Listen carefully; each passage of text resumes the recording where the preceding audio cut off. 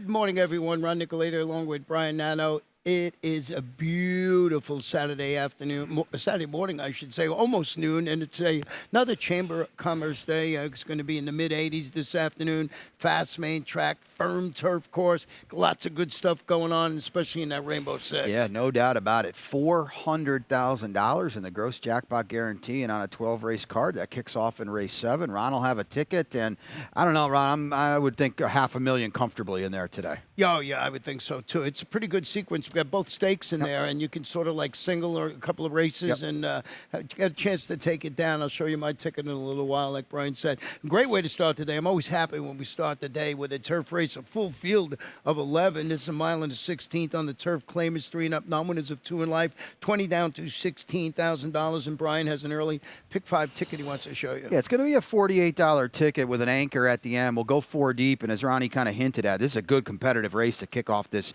12-race card. In race number 2, the top pick is the 1, and that's my long shot, Honey Bunny Boo Boo. Say that quick, Pete, a bunch of times, I hope. In race number 3, the 6 on top for me, Citizen Mac. 4 deep in race 4. That's the other spread for me, with the top pick being number 5, Glorious Tribute. And I lose my best bet of the day, Ron, up for it in race 5.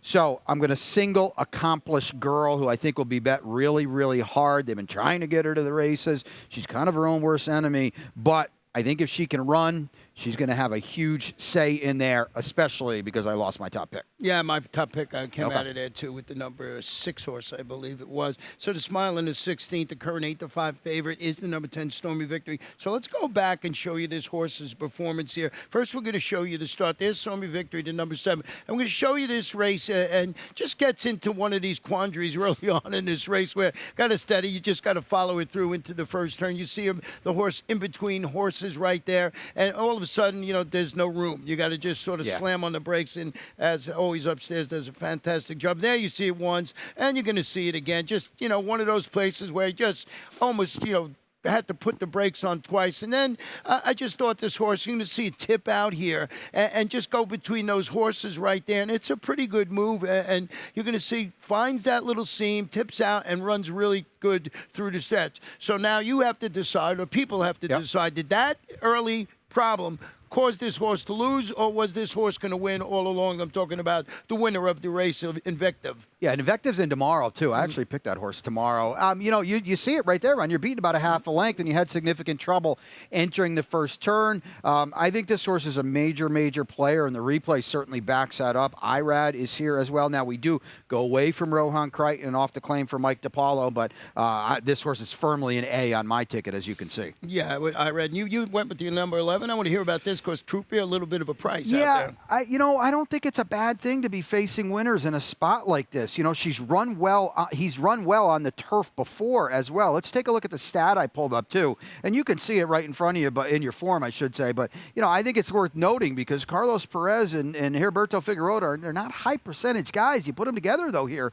The past year at Gulfstream, that's 26%, Ron. That's a big sample, big angle, excuse me. In the run into the turn at a mile and a 16th is not that bad as it would be 7.5, as it would be 8 furlong. So I think that Troopia can get a little position because he's got the tactical speed to work with. The number 4, Sir Samuel, is leaving from an improved post after breaking from the outside post 12, rallying late to finish third, a length behind Stormy Victory. Mike Morrison, Jose Ortiz. You know, you're in trouble when you break from those outside posts. So for this horse to run okay in that race, I thought you had to use him somewhere on your ticket. I agree totally. That's just utter doom out there when you're talking about the 12 hole at a full field going a mile on the turf. It's a night and day difference today, Ron, and we pick up Jose Ortiz as well. Race 2, 5 furlongs, about distance on the Torpedo Claimers, Phillies Mass 3 and up, non-winners of 2 in life, no scratches in this race. And Samantha, put a early pick 4 ticket together, so we'll quickly look at that and see what we have here. She went 3 deep in race 2. We'll talk about it. She's singling in race number 3, Magic Power, the son of Good Magic in there. 4 deep. I think you went deep in race 4 too. She's got lots of coverage, and in race 5 she went with your horse, the 1 horse, and the number 4 horse in here, so she's agreeing with you with the 1. I know she likes the 1. I also know she's a little hesitant about the post down inside, and I know Samantha will be able to talk about the 1 too, because she's a tricky horse. I've been trying to get her. It's an accomplished girl in the 5th, but I like those tickets. $12 ticket, and she'll be out to talk about the 3-year-olds in race 3 as well. Well, take it away with your long shot in here, Honey Bunny Boo Boo. Let's take a look at the stat, and I'll talk over it because it's a significant one. It's a high-percentage trainer, Scooter Davis, who's down here running a few horses this winter. These are all-weather sprints in the past year. 10 for 26. He's up at Presque Isle Downs, does a good job up there. You can see his percentage in the form. The other thing I like too, Ron, this horse has a win on the Tapeta, albeit at Presque Isle Downs, but it was a strong effort in what was by far her best career run. We've got a favorite to beat in here. I don't think there's any doubt about that in the 8 Noble Dreamer. Other than that, I don't see a lot, and when I look for a long shot, I'm looking for a race where there's one significant horse and everybody else is kind of That's what I see in here. Yeah, Noble Dreamers dropped to 12.5 level after a pair of well-med second place finishes at the $20,000 and $16,000 levels, respectively. And I wrote my analysis. Simple handicapping logic points this one out to bit. But if this don't win, anybody can win. Exactly. That, third race, so you make a great point. Race 3 this afternoon is a mile maiden special weight. Now, these are 3-year-olds and upward, Brian, and you went with the number 1 horse in here, and that is, oh no, you went with the number 6, excuse me, in here, and that is Citizen Mac. Yeah, so Citizen Mac is a 4-year-old, and Ron just said it. We're talking about March 18th. It's significant to have an edge. It's a significant edge at this time of the year over 3-year-olds, and you get a couple of them for Todd Pletcher, okay? So Citizen Mac comes back in the Lakota Territory race and a la carte race. I think the winner ran a 98 that day. A la carte came back to win the other day. Super, super good, fast, potential key race in the making. Citizen Mac is now the comeback behind him. I think he can move forward here on. I like this post for a 1-turn mile as well. Yeah, $950,000 Son of Quality Road. We got the exact flip-flop. I went with Magical Power. Who's that $460,000 Son of Good Magic debut for Todd? LASIK added. You know how good the barn is with. The barn is 17% with horses debuting at a mile, and that's a key here. So they're good doing this. Of course, Irad's in the saddle today. I think these are the logical 2 in the race. Yeah, I don't disagree either. Magical Power. He's not debuting till March of his 3-year-old year. You can say the same about Todd's other horse, Neutral, down inside. And he's running 2 horses in this spot. Maybe it's just time to get them going. Maybe they're late on the Triple Crown, trail kind of thing. But I was just a little worrisome about these 2 horses, the fact that it took them till mid-March to get going. Race number 4, about 1.16 on the Tapeta. Claim is 4 and up. Non-winners of 3 in life, 8,000. Once again, no scratches in this race. Brian, you went with the number 5, Glorious Tribute, who's wheeling back, stalked the pace, and finished 3rd last time out. Yeah, speaking of Mike DiPaolo, and we talked about him earlier, that race at El Socio won. He's a pretty good horse on the Tapeta. We've got Irad here taking over. We've got the right running style, I think, for Tapeta routes, in that you want to be close, but you don't want to be too close. You want to be stalking kind of mid-pack because speed is not holding up going long on the Tapeta. I did go with the number 3, Super Legacy. He's dropping a notch after setting a pressured pace. Finished 2nd as the favorite against those 12.5. 2 lifetime claimers going a mile of 16th. I think the little bit of a class relief, and this one can sit off the pace maybe a little. Could be a major player in the spot. And you also like the number 4, No Man Left Behind, who's dropping today for Anamia. Yeah, dropping and getting back to the Tapeta. Didn't do a lot of running on turf. Notice she took the blinkers off that day too. They're going to go back on. The Tapeta run 2 back with the blinkers for 12.5 wasn't a bad effort at all. Race number 5 this afternoon, and we are going to go 5 furlongs on the turf, maiden special weight filly 3-year-olds. We're going to scratch the 5 AP Lady and the 6 up for it. 6 up for it was my top pick. Yeah. I'm sure it was yours too, the one that you lost. And Samantha put a middle pick 4. Of course, we have this ever popular middle pick 4 when we have a 12 race card. She went too deep in race number 5, the one horse you're going to talk about in a moment. And then she's got lots of coverage in race number 6. She's using Strong Embrace, who I like. Race number 7, 3 deep in there. Let's see who she singles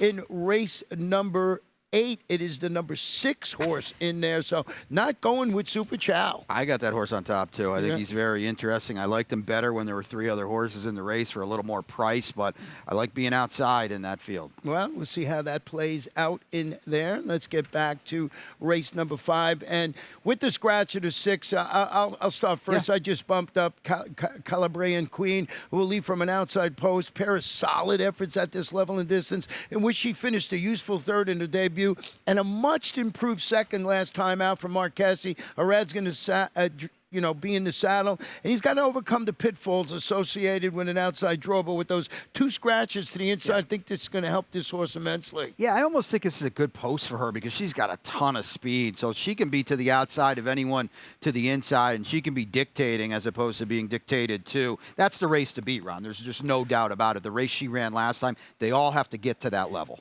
Well, apparently I didn't get the memo, on the Accomplished Girl here that you guys seem to like a lot. Yeah. That's, Accomplished Girl. Yeah, I mean, there's a couple scratches, but the Yeah. betting public's going to get the memo, too. She will not be anywhere close to 6-1. They were going to bet this horse hard last time. She was scratched at the gate. I think she's got a lot of talent. She was in a good debut, had a little bit of a trip that day as well. She's kind of her own worst enemy, though. You got to watch her, and Samantha will be out there on the scale house for that race, so she can kind of talk you into the gate there because she's a bad actor. There's no actress. There's no doubt about it. But if she wants to run and if she's got her mind on it, she's going to be okay. Did number 2, Estrella, moves away from the rail after shaking off early traffic problems. She finished 4th behind the horse that we had on top, Calabrian Queen. Billy Mott is 23% thereabouts with second start off the bench. Jose Ortiz to ride as junior sticks with the top choice. Yeah, she came back and ran pretty well last time. You can see the turf debut at Saratoga at 2 turns. She just didn't show up at all. She was beating a football field, but Bill, regroups, brings her back. She ran very, very well, and I agree with you, Ron. She's going to move forward in a big way here. Well, remember, scratched the 5 and 6 in that race. In race number 6, about mile 70 on the Torpedo, Claimers, Fillies, and Mares. 3-up numbers of 2, $8,000. Scratch the 1 and the number 2 in here. And both of us have a strong Embrace, who is dropping and turning back after shifting from turf to Torpedo and finishing second. Yeah, and just take note, too. After race 6, we're going to honor Kathleen O'Connell That's as well. right, We'll yeah, talk that's about right. it in a second, but just we're going to honor her all-time winningest trainer. Congratulations. But, back to the top pick here, strong Embrace. I just look at these races, Ron, and that was just getting to the Tapeta, and she just misses. That was a really, really big effort. Jose Garofalo does a good job on the Tapeta. She's well drawn and has the right running style, too. I don't think it's a surprise we both landed here. Yeah, we get the same exact Super, which happens once every 12 years, I think, that we agree on completely in the race. We'll take that short break. As we mentioned, we'll end the lightning round. We'll tell you more about Kathleen. We're going to take a short break, come back and have my very interesting Rainbow Six situation, something I don't normally do. Whoa. And they're off.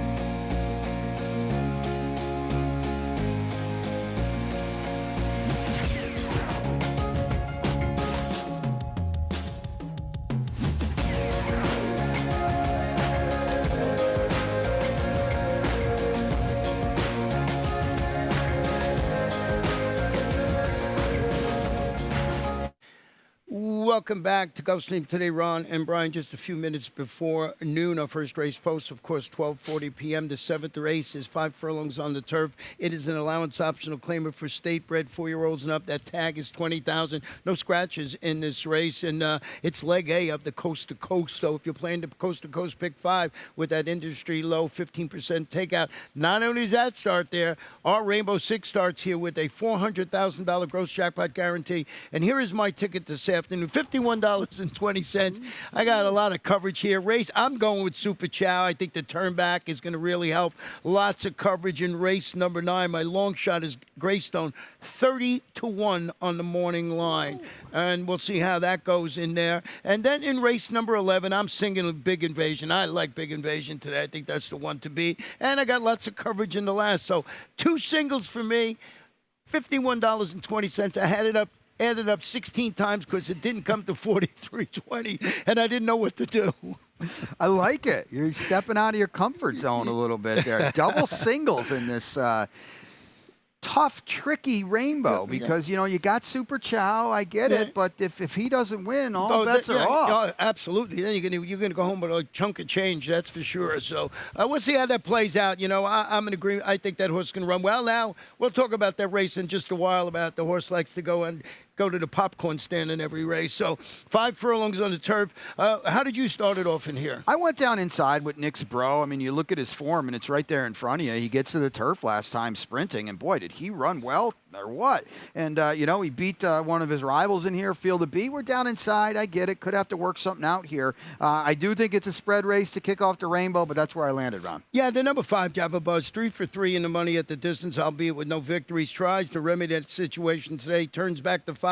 He went up. He set the pace. He finished second in back-to-back turf outings, route races, actually. Kelly Breen going for victory 1,000 and has Paco Lopez managing what I like to call a classic turnback move. That's exactly what it is. I used him. I'm not playing a ticket without him. I just don't know what to make of him today. I thought he kind of had to win those 2 races, Ron, and he couldn't see it out. I guess the foundation is going to help. This is 5 furlongs, though, and I know he sprinted before. This is snappy, though, for him. Yeah, you know, I feel the same way. You know, you have to use it on a ticket, and same thing probably with the 8, who's Feel the Beat, who's looking to make amends. He rallied to finish third. He was beaten a half length as the favorite last time out. Kevin Attard's barn starting to wake up a little bit. Yeah, you know, you see in your form he's not winning races, but you see the barn, the horses are running underneath, so it's just a matter of time. He got one the other day as well. The running style is a little problematic for Feel the Beat, where if he's going to drop out of it like that, Irad's going to have to hustle late.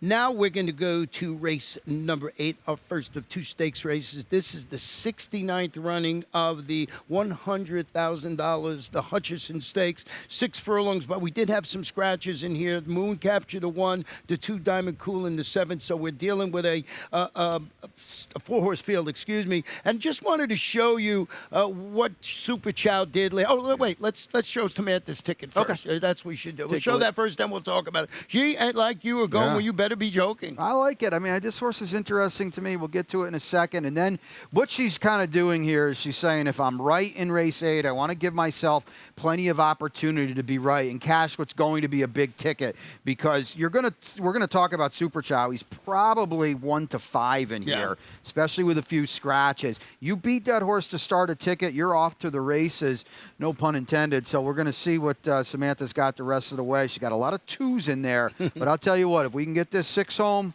you're going to be doing all right, yeah. So now, as I said, we're going to go back, and we're just going to show you the 8th pole home when this last race was going 7 furlongs. And, you know, we'll see Super Chow. And this is what this horse has done throughout its career. It starts to drift a little bit. Now, this is 7/8 of a mile, and you can see this horse coming, General Jim coming on the outside, just drifts out a little bit, and just couldn't hold it off. I think the turn back to 6 furlongs is going to be great for this horse. Chantal won the last race yesterday, and I just think, you know, if anybody can handle this horse, it's her. She's ridden it a lot of times. Yeah, everything you said is 100% accurate. I just think, to me today, I think you better be joking. He's got upside. I think the problem for Super Chow is, now, you see Two of a Kind is the horse that pressed Super Chow basically into defeat last time. Two of a Kind's now 3rd off the long layoff. I think he's going to hang around longer today.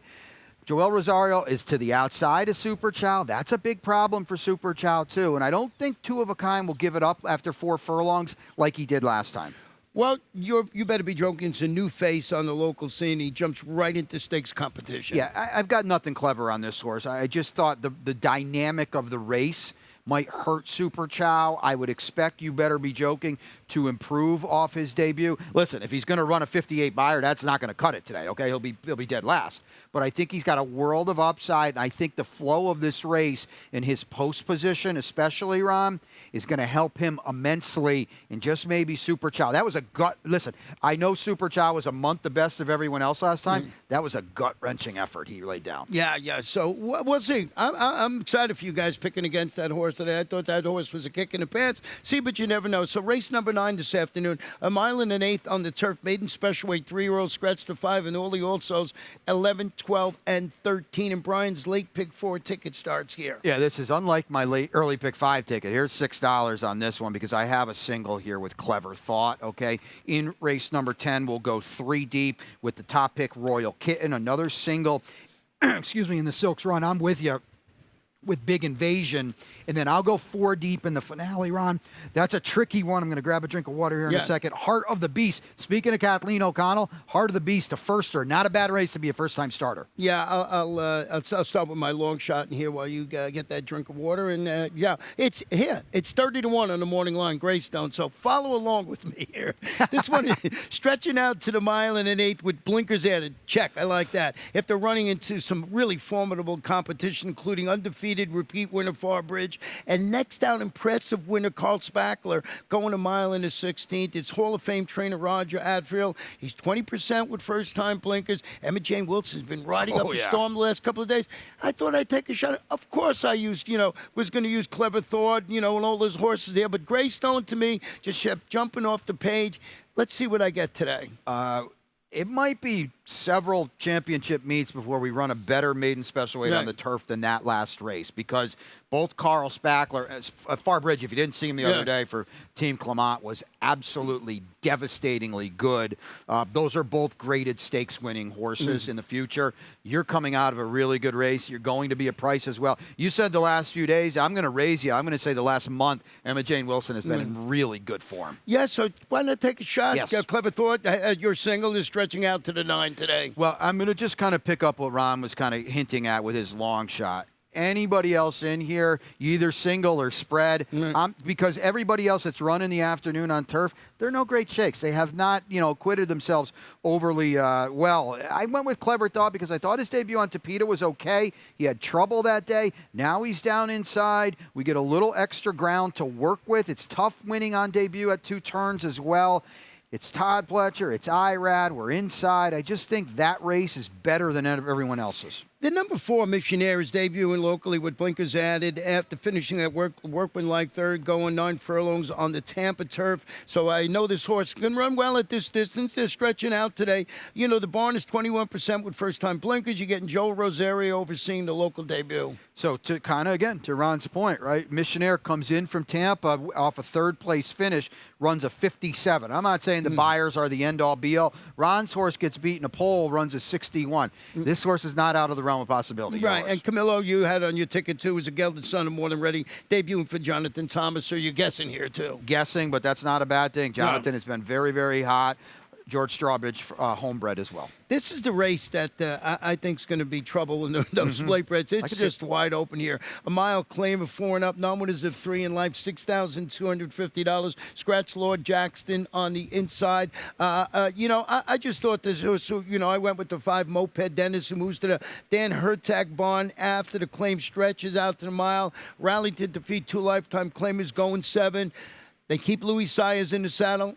I think it's a logical horse. Yeah, he was my best bet last time, and I love what Danny does. He claims him. That was on March 8th. Bang, right back, 10 days rest. Claim him, run him back while he's good. He's rising in class. Yeah, this is a type of field you shouldn't be scared about rising in class. You got a stat with the 4 Royal Kitten, Peter Walder. Yeah, he'll take a look at this with Peter. It's a good angle for him. Blinker's going to go on here as well. But sprinter route on dirt here the last 2 years, 24% with a very big positive ROI. This horse stretches out an additional furlong. The blinker should sharpen him up a little bit. He comes out of a pretty good race as well. So I just, I felt like he's in a good spot in this type of group. The number 3, the Twin Sneakers, put on the Adios. I don't know what they put on. This horse ran, just put it all together last time and defeated those 2 lifetime claimers by 6.5 lengths. So I'm going back. I got it on the bottom of my ticket. As you saw in my Rainbow Six, I went 4 deep in here. So also used the 2 AstroTurf on my ticket. Moped Dennis got the best setup of any horse of the year. They went absolutely crazy last race.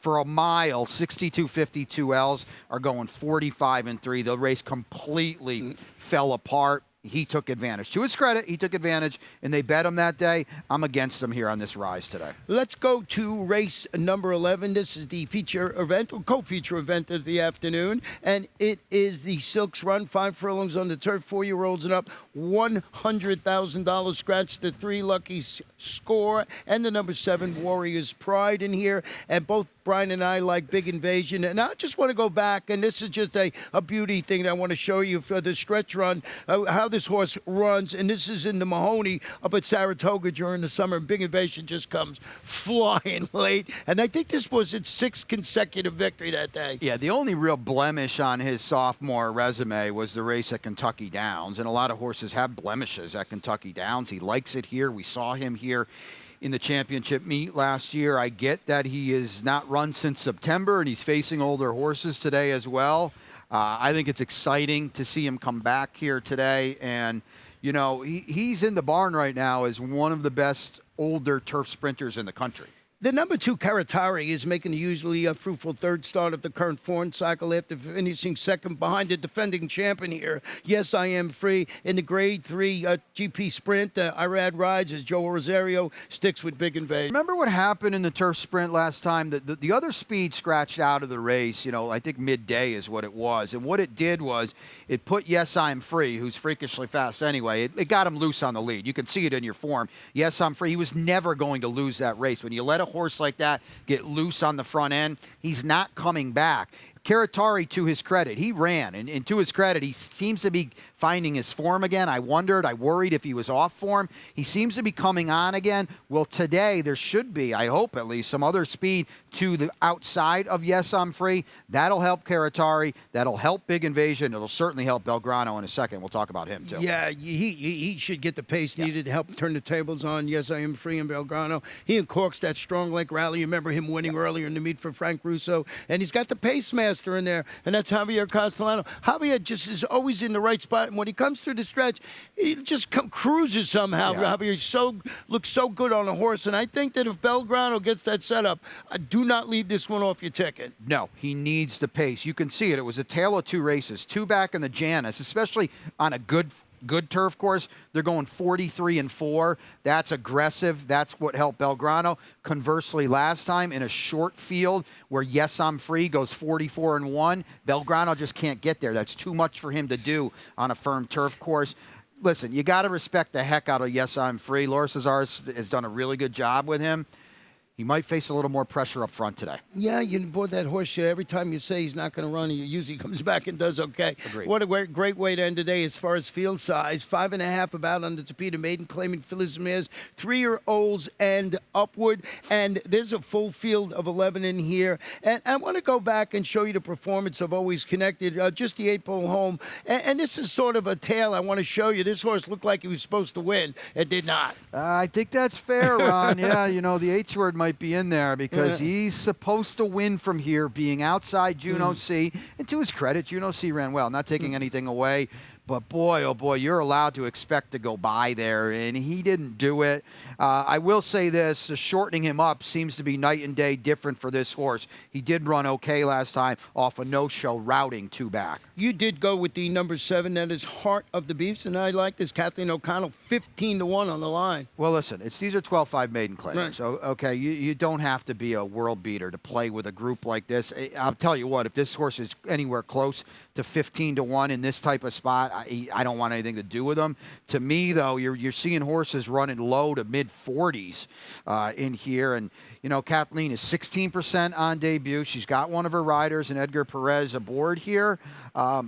Why can't this horse make a dent against this kind of group? Yeah, I got a little further down the ticket. Here's interesting about the number 4 that you put in second, and so did I, who was 4th nothing against $40,000 types in her only previous race on the Topita. Goes back to the all-weather with blinkers added, pressed the pace tired. That was against 20 maidens, going around 2 turns on the turf. Chris Davis spots her perfectly, I think, in the nightcap. Yeah, and Chris has had a really good championship meet, and he does good work on the Topita as well. This is clearly the horse to beat. I see favored on the morning line, and that's dead on because they're going to bet this horse. Yeah, absolutely. I was going Always Connected just to see. I'll get a little price, but that is how we see the 12 races. But we're not done. We got a really nice lightning round to go to today, and we're going to start it off with the, as Brian likes to say, the penultimate workout for our Florida Derby. Absolutely going to be the favorite, Forte. So let's take a look at it. And there you see coming, and on the outside is Forte. On the inside is, I forget the name of the horse right now. I got it right here, who was actually in the Risen Star last time out. I got it right here, and that is Croupy. So Croupy's on the inside, and, just coming down, and it's just one of these works, 50.72. So it was a good work for them, good work for the horse, and it's just like keeping her going. Simmering over, basically. And Croupy we know because we saw him earlier in the championship meet as well. I just can't say enough about what Forte did. I just did the trip notes the other day on that race. And, Forte had to win the way the race played out, but he didn't have to win like that. And it's scary that was the first start of the year in the short finish line race where all the other horses had a bigger edge than he did. He's heck to pay in the Florida Derby, and they're a Derby after that right now. Yeah, he's going to be lights out, I think, in the Florida Derby. Looks like he's coming, and Todd, when they spoke to him afterward, it was everything he wanted out of the workout. So your best bet this afternoon? No best bet. Lost it. The scratch button. Oh, the scratch button. My best bet is Big Invasion in race number 11, 5-2. Praying I get that. And your long shot today? That is Honey Bunny Boo Boo. In race 2. Say that a bunch of times quick, Pete. 20-1, and mine is, I'm going to outdo you. Yeah. My horse is 30-1 in race number 9. It's Greystone, so we're trying to light up the board there. Hey, our sister track, Laurel's got a big day. It's the Pot O' Gold, the day after, of course, of St. Patrick's Day. I was going to call it Halloween. And there you see they got 5 stakes with $450,000 in purses. So it should be a fun day up there. Yeah, I like it. That's a good spot there. And stakes races with full deep fields, at private terms as well for the 3-year-olds. Yeah, it's a good day, and it's going to be a lot of fun. Of course, I'm glad they got a jock with a green hat on there for the Pot O' Gold. And as we alluded to a little earlier, honoring Kathleen O'Connell in race number 6, the winningest female trainer in North America. And there you see Kathleen with that big smile on her face, and well deserved. Without a doubt, and her fan club starts with Ron and I because we love the job she does on a day